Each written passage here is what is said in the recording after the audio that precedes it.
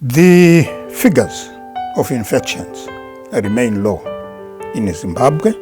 The country currently is in an economic meltdown because of the illegal, heinous sanctions which were imposed on the country way back in 2002. For over 20 years, we have now been living under sanctions.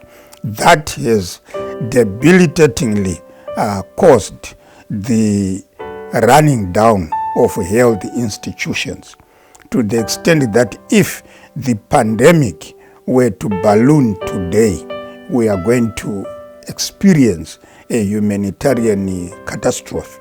Hence, the major challenge which we call upon the international community to help Zimbabwe with is the lifting of sanctions. The COVID-19 pandemic is a passing phase, but life must continue beyond the COVID-19 pandemic, and the governments must be able to put in place structures for the normal health governance of their people. Zimbabwe is concerned with the rising cases within the region. We are an integrated region. What affects one country naturally affects the other.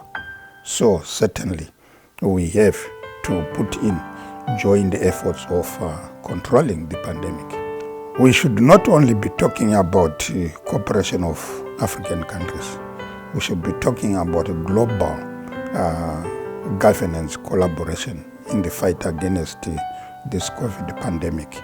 We are happy in acknowledging the role China is playing in intervening across the globe.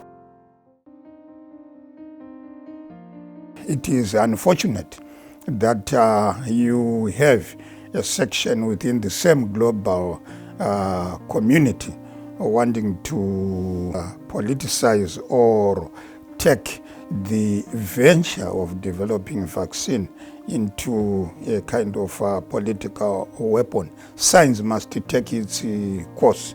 Normal protocols must be observed. There are no inferior or superior human beings.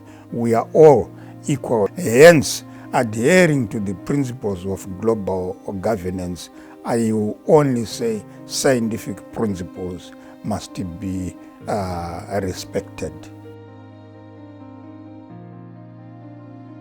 Humanity, we must be sensitive enough to the needs of the global village. China is sacrificing in sending its personnel and equipment at a cost to itself. The efforts which are being exerted by China are not only in terms of equipment. We are talking of the priceless involvement of Chinese citizens who are exposing themselves to the dangers of COVID-19 in helping other foreign nationals.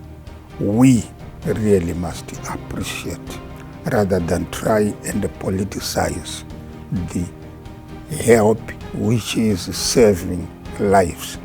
Leadership and the governance is about looking after the interests of people, and health is among the primary interests.